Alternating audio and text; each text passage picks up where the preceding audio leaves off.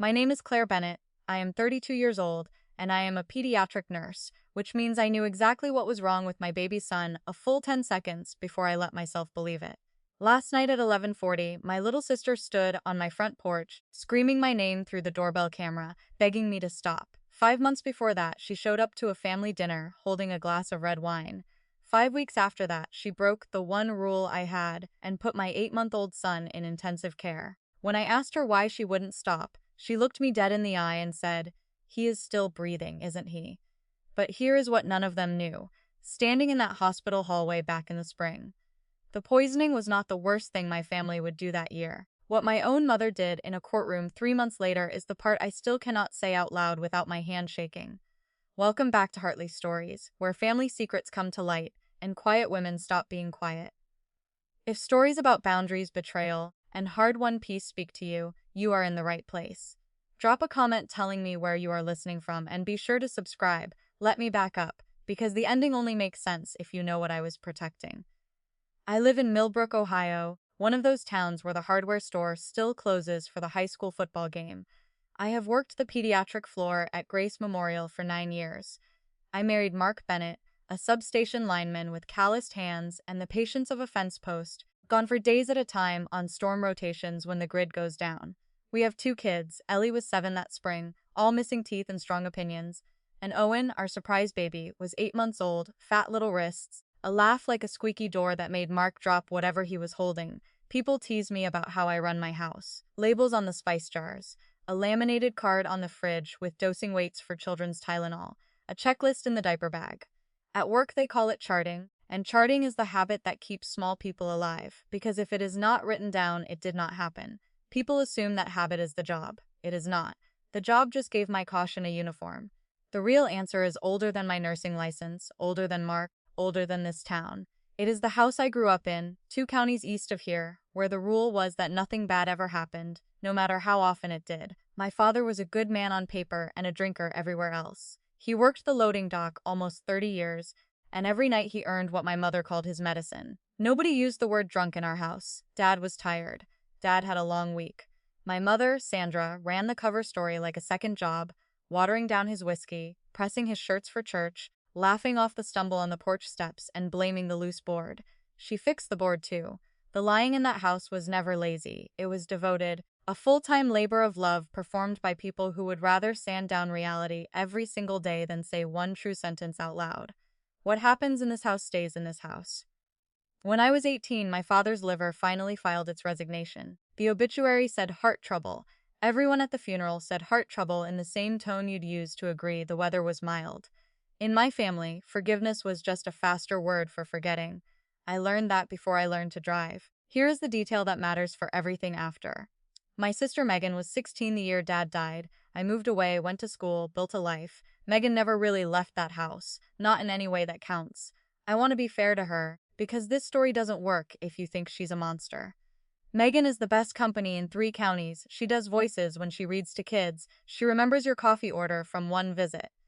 But Megan drinks the way our father drank, and for almost 10 years I watched it climb. The waitressing job, gone after she poured for herself on shift. The DUI 2 years before Owen was born, when I paid $3,000 for her lawyer and told Mark it was a loan. The Sunday calls that started sweet and curdled by the second glass. And every time my mother had a translation ready. She is high-spirited. She is grieving her father. She just needs family to believe in her. The last straw had a date on it, Ellie's 5th birthday. Megan arrived 2 hours late, glassy and loud, and took the cake table down with her when she tripped.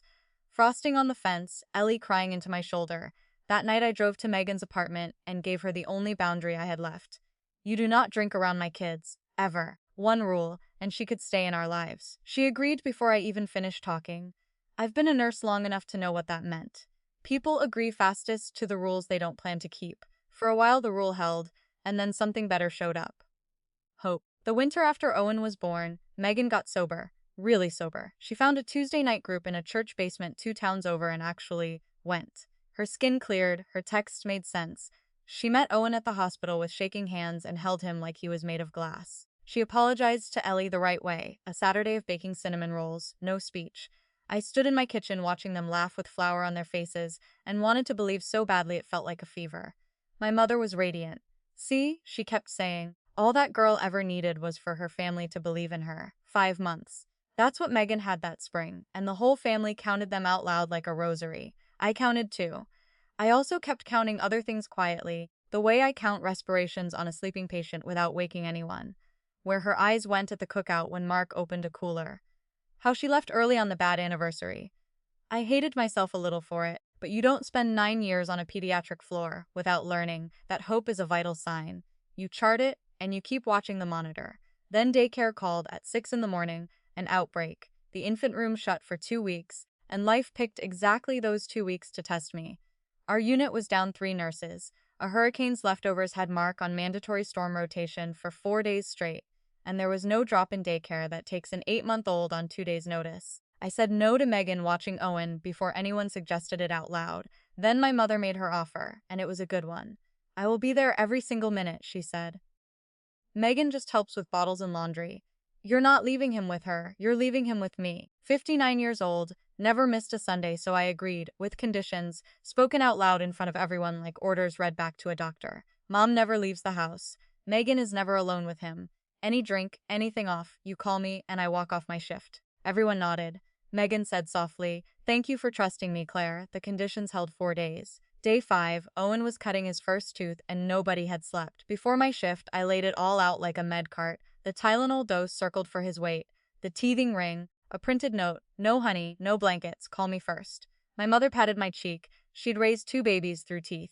Megan looked tired but clear, and the truth is I no longer know if that was real or performed. Around 1 o'clock, I got a text. Running to the pharmacy. 20 minutes, Megan's rocking him. All is well. I called, no answer, she was driving. I texted, go back please. The deal was every minute. 20 minutes became 40. At 1:53, my mother's next text wasn't an answer. Claire, come home now. I made the drive in 18 minutes instead of 25, already talking to dispatch in my head. My mother stood in the living room with both hands over her mouth. Megan hovered by the crib, swaying, singing his name. My son was lying there wrong. Owen was gray, limp as a dish towel, skin cool and damp, breaths shallow and too slow, his eyes rolling like a doll's when I peeled back an eyelid. I leaned close and the smell hit me, sweet and sharp under the milk. The bottle on the side table had an inch of formula left. Whiskey in the bottle. Megan's voice ran down my spine like ice water. He wouldn't stop crying, it's a drop on the gums. Grandma did it for us, he just finally relaxed. There was a glass on the counter too, hers, mostly empty, and it wasn't the first one. I didn't scream. I became the person work built. I called 911, gave weight and age and symptoms, counted respirations against my watch, and one sentence beat inside my skull the whole time. One rule, one rule, one rule. The emergency team took him from my arms and became a machine with 12 hands. His blood sugar came back low enough to set off alarms, which is what alcohol does to babies. It starves the brain of fuel and drops the body temperature. They got a line in his scalp, dextrose, warm blankets in layers. The lab confirmed what my nose already knew. Ethanol positive in an 8-month-old. Dr. Alvarez ran the room without ever raising her voice, which made everything land harder. Near dawn, she found me in the family alcove of my own unit. He's stable, she said. Kids his size don't have any margin, Claire. A few hours longer, or a little more in that bottle, and we're having a very different conversation. I nodded like a colleague. I heard it like a mother before she left. Dr. Alvarez said the sentence I have said gently to hundreds of parents. You understand we're required to report this. I said yes. I had no idea. The report doesn't go out with a villain's name on it. It goes out with an address, and the address was mine. Within 2 days, a caseworker sat on my couch with a clipboard, walked my house, photographed my locked medicine cabinet, interviewed Mark by phone from a utility yard, and asked Ellie gently whether the grown-ups in her house ever acted funny. My daughter said, Aunt Megan walks funny sometimes. 7 years old, Detective Reyes took my statement at the kitchen table, read my printed note and my timeline twice, and looked at me differently after, the way people look at you when your habits stop being funny and start being evidence. Then he closed his notebook. Your sister gave a statement this morning. She tells a version that's a little different from yours. Want to hear it? If you've ever sat in a hospital chair because somebody you love called danger a family tradition, you are not crazy and you are not alone. Tell me in the comments the one rule you will never bend again, because there is always one. And if you're new here, subscribe, because what my family did next is the reason this story exists at all. Megan's version was a masterpiece. One drop, she told the detective, an old family remedy, her grandmother's trick, completely harmless. The lab numbers said otherwise.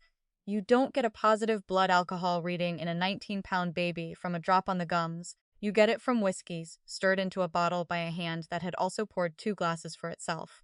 My mother, standing in the hallway in her church cardigan, listened to all of it and found her line. She didn't mean anything by it, Claire. There was no malice in that girl, as if intent were the only ingredient. No malice means no crime means no harm means nothing happened. Nothing happening is what this family does best. 2 weeks later, an envelope arrived from the county prosecutor addressed to me and Mark. The state charged Megan with endangering children, not me, not Mark, on the strength of the medical report and the police file. Her bond conditions came printed in plain English: no contact with Owen, no presence at our address, no alcohol. Deanne Foster, from the Victim Advocate's Office, explained my actual role. The state decides the charges, she said. You decide what you tell the court about what this did to your family. That's yours. Nobody can take it. My relatives got their legal education from a group chat. Claire had her own sister arrested. Claire is pressing charges over an accident. My Aunt Renee sent a paragraph about how family doesn't take family to court. Then my mother called, cried real tears, and got down to business. This will destroy her, Claire. All you have to do is tell the prosecutor you've forgiven her. I told her the truth. It wasn't mine to drop. Mark stood in our kitchen reading the bond conditions and said, "They're asking you to protect the thing that hurt him." I still believed I could carry both, keep my son safe and my family whole the way I'd been doing since I was 9. So when my mother offered Sunday dinner, just family, no lawyers, I said yes. Her dining room hadn't changed in years. Oak table, china cabinet, the good tablecloth, candles, a stage set for the play called We're Fine. Megan's chair sat empty through the salad. Then she came out of the kitchen, and the room went quiet in a way I've only otherwise heard in hospitals. My sister, 5 weeks after my son's intensive care night, out on bond with a no-alcohol condition, walked to the table carrying a full glass of red wine, held high and forward, the way you carry a candle in a procession. Nobody said a word, not my mother. Not Renee, mid-sentence about her porch. Forks moved. Someone complimented the chicken. I watched the machinery of my childhood run at full power, smooth, warm, airtight. I set my fork down and asked her quietly the only question I actually had. After everything, Megan, why won't you stop? She looked at me over the rim of that glass, took a slow sip, and smiled the way she does when she's already won a game nobody else agreed to play. He's still breathing, isn't he? Nobody gasped. My mother reached for the potatoes. I stood up, folded my napkin, and my voice came out level one last time. One rule. And I walked out into the cold. I sat in my car until my hands stopped shaking, about 10 minutes. That glass of wine did something a year of arguing never could. It ended the debate. As long as the question was whether Megan meant harm, my family could argue intent forever. But the glass was never about my son. It was an answer to the only question that matters with an addiction. Given everything, what will you choose? And she'd chosen, in front of witnesses, with the candles lit. That night I wrote the first draft of my victim impact statement and told Diane I'd be at every hearing, telling the truth, requesting neither leniency nor severity. I changed the locks, gave Ellie's school an updated pickup list, printed the bond conditions into the diaper bag. I didn't post anything, didn't call one relative to argue my case. Megan's weapon has always been the performance, and I refused to get on stage. 4 days later, she found me at work. Security walked her out of the pediatric lobby while she screamed that I'd ruined her life, then pivoted to sweetness. You fix everything. Fix this. The voicemails started that night, sweet at 9, vicious by 1 in the morning. When I told Diane about the lobby, she asked, how many times has she shown up like this? Because if it's a pattern, there's a door here you don't know about yet. 11 days later, the second incident answered her. At pickup, Megan called Ellie over at the fence line. Come here, baby. I want to tell you what your mom is doing to me. A teacher's aide got to Ellie first. In Ohio, when the person frightening you is a sister and not a spouse, there's a civil stalking protection order. 2 incidents make a pattern. A magistrate granted a temporary order the same day and set a hearing. Megan's witness list had exactly 1 name on it. My mother, testifying, and not for me. I called her, needing to hear it in her own voice.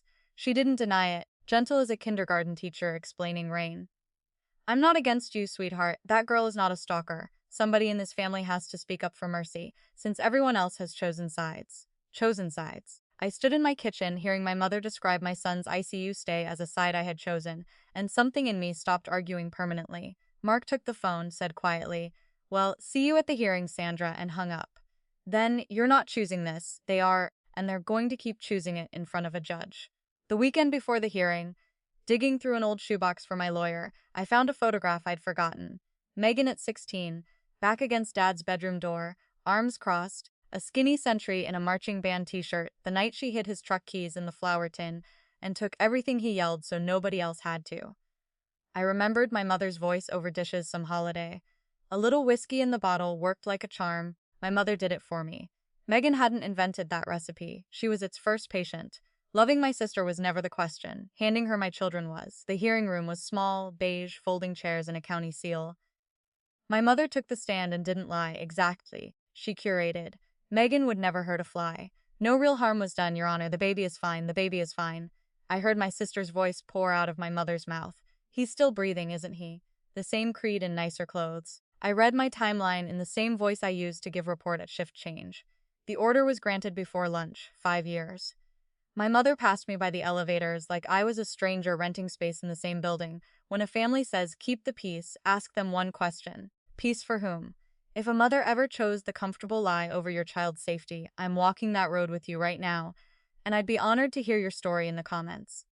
Type the words one rule so I know you're out there, and subscribe because the hardest night is still ahead of us. That winter, Megan took a plea to endangering children, 3 years of community control, mandatory treatment, and a no-contact order covering Owen and our home. No jail, and I wasn't sorry about that. I asked the judge for exactly one thing, that the protective conditions stay exactly as written. That night my mother called with frost in her voice. She has a record now, Claire. Are you satisfied? Here's what's going to happen. You're going to withdraw that order, let her come to the holidays, and this family is going to heal. Or, and her voice settled like a house settling, you can stop calling me your mother. I looked down the hall at Owen's nightlight. Then I guess I'll miss you, Mom. I hung up first, something I'd never once done. My mother has not called me since. Estrangement turned out to be mostly logistics, a smaller holiday table, a package mailed back unopened. I found a Thursday group in a church basement, folding chairs, burnt coffee, a retired teacher who patted my hand and said, honey, you can love them and still lock the door. I kept my rituals, the pickup lists, the protective order in the kitchen drawer, and every night, last thing, I checked the doorbell camera, the way you check a sleeping child. 10 months passed. Information about Megan arrived through Aunt Renee, secondhand and warped, always late. She'd quit her treatment group after 2 months, lost the apartment, moved into my mother's spare room, got picked up drunk in a parking lot that spring. The call came on a Tuesday in August, a probation officer named Nora. Your sister missed 2 report dates and left her treatment program. The court issued a warrant this morning. What do I do if she shows up? I asked. You don't owe her a door, Nora said. You don't owe her a conversation. If she makes contact, you call us, or 911. You've done everything right. None of this is yours to fix. Mark left Thursday for a 4-day storm rotation. That week, I replaced the batteries in the doorbell camera out of habit. Habit is just dread with a schedule. Friday night, 11 o'clock, the house finally quiet. My phone lit the ceiling blue. Motion detected. Front porch, the phone was in my hand before I was fully a person again. Megan stood on my welcome mat in a jacket too heavy for August, swaying, a nearly empty bottle rolling by her feet, glass on wood like the world's saddest metronome pounding on my door. Ellie's door opened upstairs. Mama, someone's outside. I locked her and the monitor in our bedroom and told her the truest thing I could afford. It's Aunt Megan. She's sick and I'm handling it and you're safe. I stood in my dark front hall with 2 buttons glowing on the screen, answer and 911, side by side like 2 keys on a piano. The speaker crackled. Claire, I know you're in there. I can see your car. Don't you dare hide from me. Every house on my street could hear it. I knew the warrant existed. I knew her standing on my porch violated the order all by itself. I knew the procedure was 2 taps away. What 10 months of therapy couldn't teach me was how to make my legs move while my sister's voice cracked on my name through a speaker the size of a matchbox.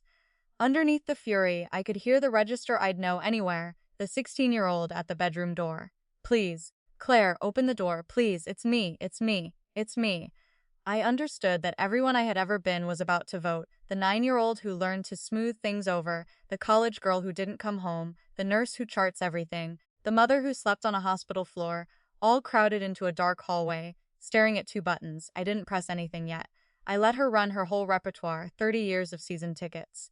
The weeping apology first. I know I ruined everything. You're the only one who ever really saw me.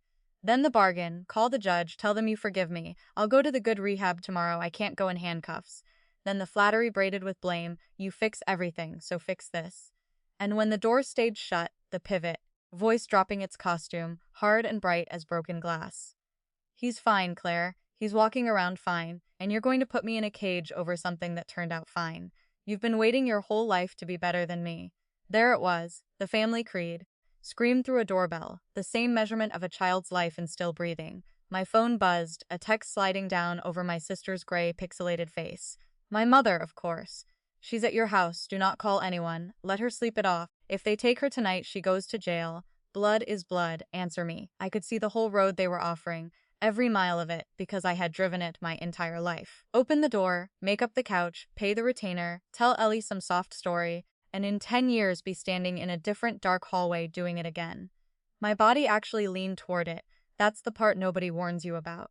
30 years of being the family's fixer lives in your muscles, like a swing you've practiced 10,000 times. Then I looked down and realized where I was standing, the exact stretch of hallway where I'd once run with Owen Gray and limp against my shoulder, counting his breaths against my watch.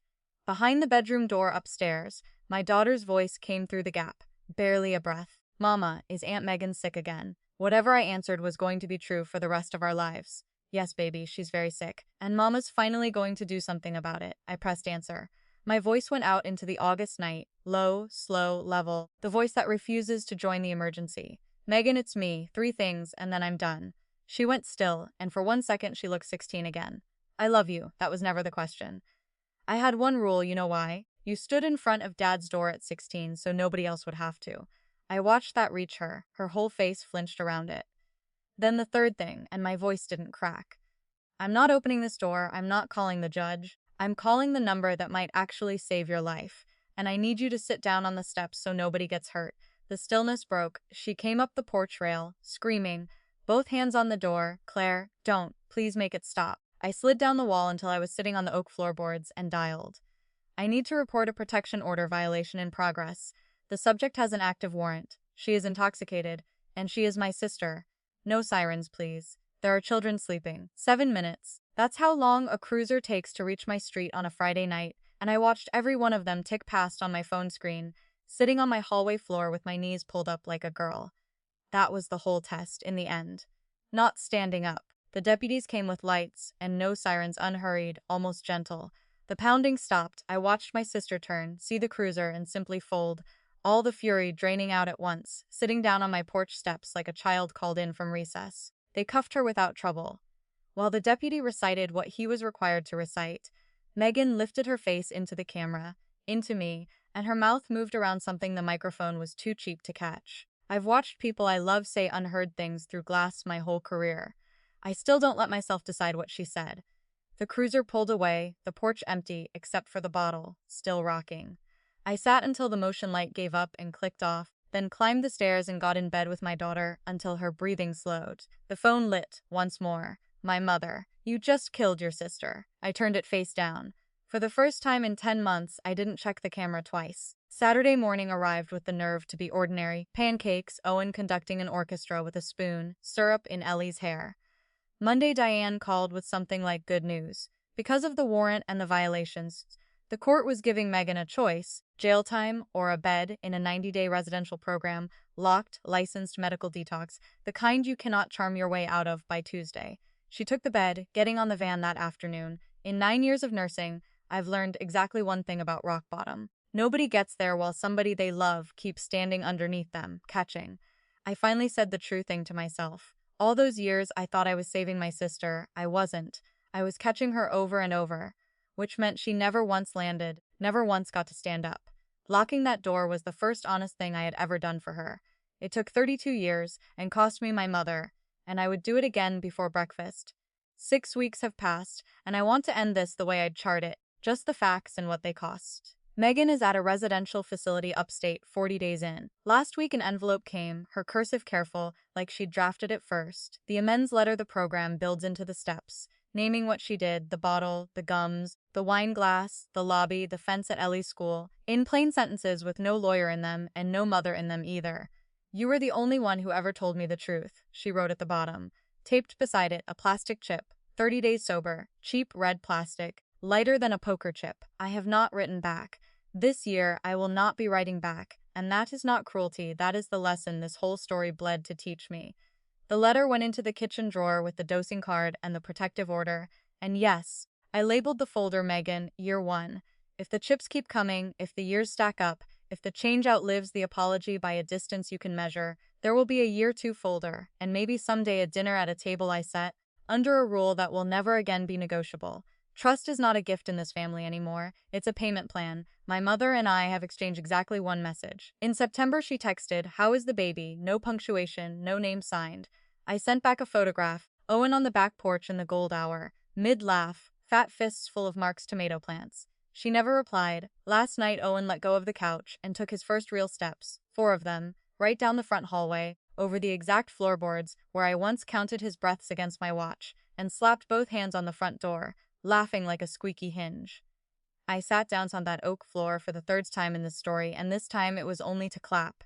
She's still breathing, my sister, somewhere upstate under a counselor's eye. He's still breathing, my son, loud right here with syrup on his chin. It turns out those were never the same sentence. Real forgiveness has a memory. I used to believe loving someone meant never letting go. Now I know that sometimes the most loving thing you will ever do is lock the door, call the number, and let the person you love finally meet the one thing you kept saving them from, which was never the fall itself, but the truth waiting at the bottom of it. That's my story. One rule, one glass of wine, and one night I answered the camera instead of the door. If someone keeps testing your one rule, take this as your sign to stop negotiating it. Boundaries aren't walls, they're doors with locks that you hold. If this story found you at the right time, share it with someone who needs it. Drop a comment and hit subscribe. Thank you for being here on Hearthly Stories. I'll see you in the next one.